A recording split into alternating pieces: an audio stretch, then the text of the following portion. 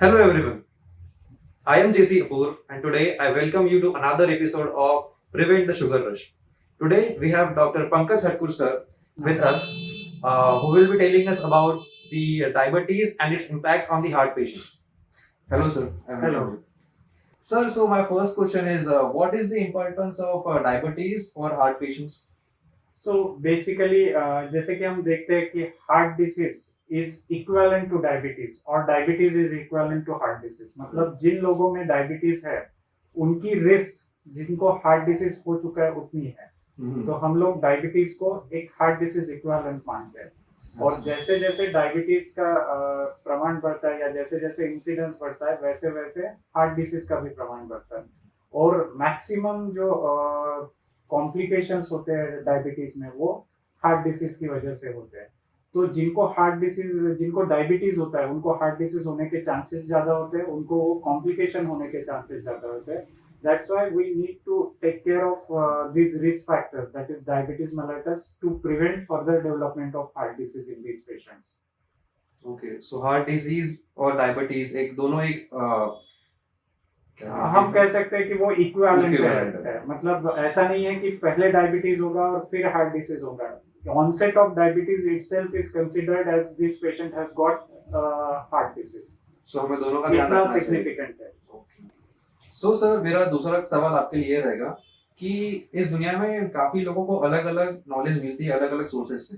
सो ऐसी कौन सी बातें हैं, ऐसे कौन से फैक्ट्स हैं जिसके बारे में डायबिटिक पेशेंट्स को मालूम होना चाहिए?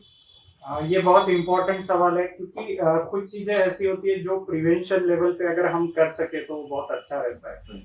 तो सबसे इम्पोर्टेंट है कि these patient need to be aware of their numbers.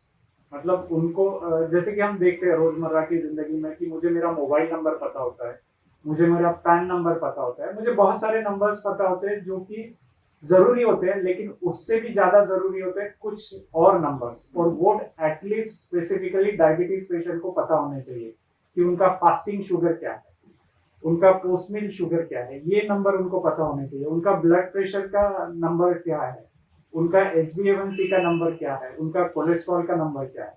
क्योंकि जब कभी किसी को डायबिटीज होता है तो सिर्फ कॉम्प्लिकेशन डायबिटीज की वजह से नहीं होते, उनमें बाकी रिस्क फैक्टर्स जो होते हैं उनको भी प्रिवेंट करना जरूरी होता है। उनमें ब्लड प्रेशर कंट्रोल में रखना जरूरी होता है, उनमें कोलेस्ट्रॉल कंट्रोल में रखना जरूरी होता है, उनमें शुगर कंट्रोल कर रखना जरूरी होता है। तो ये सब नंबर जरूरी है। साथ में उनको एक और नंबर ध्यान में रखना जरूरी होता है, वो है कि वो रोज कितने कदम चल रहे हैं। जैसे कि बताया गया है कि sitting has become a smoking of our generation. तो एटलीस्ट हर डायबिटीज पेशेंट को, वैसे तो हर इंसान को, पर specially for diabetes patient they need to take 10,000 steps per day. और जैसे कि मैं नंबर की बात कर रहा था तो फास्टिंग शुगर का नंबर 100 के आसपास होना चाहिए, पोस्ट मील शुगर का नंबर एक 160 के आसपास होना चाहिए, HbA1c मतलब 3 महीने का एवरेज शुगर जो है वो 6.5 के आसपास होना चाहिए। फिर उसके बाद में है कि जो कोलेस्ट्रॉल है उसमें दो प्रकार के कोलेस्ट्रॉल होते हैं, एक होता है LDL कोलेस्ट्रॉल और एक होता है HDL कोलेस्ट्रॉल।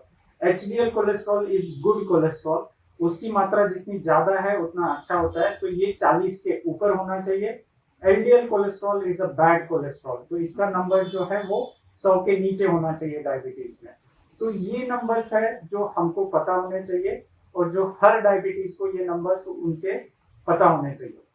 तो सिर्फ डायबिटिक पेशेंट को ही नहीं बल्कि हर हर इंसान को ये नंबर्स पता होने चाहिए। मतलब सिर्फ और सिर्फ ये जो अदर नंबर्स है जैसे कि pan number, account number, mobile number, इसके अलावा जो हमारे बायोलॉजी से जुड़े हुए, हमारे जीवन से जुड़े हुए ये नंबर सबको पता होने चाहिए। तो know your number is a की मैसेज। तो हर किसी को रेगुलर फ्रीक्वेंसी में चेकअप्स कराने चाहिए। Definitely. Thank you sir. Sir तीसरा सवाल मेरा ये रहेगा कि हमारे डाइट में, रेगुलर डाइट में शुगर का क्या इंपॉर्टेंस होता है? शुगर का इम्पोर्टेंस ये होता है कि शुगर की मात्रा जितनी कम से कम रख सके उतना अच्छा होता है। शुगर जितना, अगर डायबिटीज पेशेंट में बात किया जाए तो उन्होंने तो शुगर लेना ही नहीं चाहिए।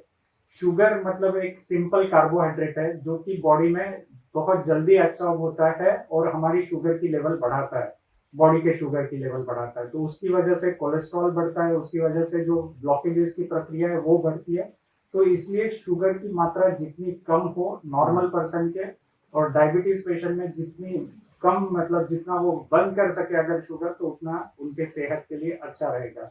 तो शुगर के बारे में भी ये कहा जाता है कि वो इतनी एडिक्टिव है, जैसे कि टोबैको जैसे एडिक्टिव है, तो वो कम से कम मात्रा में लिया जाना चाहिए।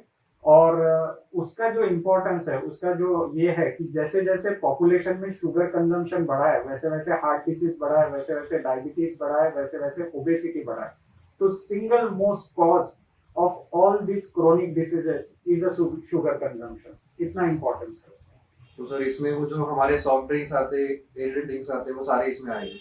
Yes, maida, bread, biscuit, toast, cold drink, fruit juice, all these are basically studded with sugar. Okay, so हम इसको मिनिमम रखना चाहिए या फिर एकदम अवॉइड? अगर अवॉइड कर सके तो बहुत ही अच्छा है। At least you can keep it there minimum. Right. Thank you so much, sir.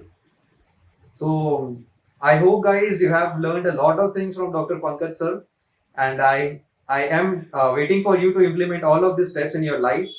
And Pankaj sir, I thank you. Thank you very much. Thank you. Okay. Thank you guys. See you in the next video.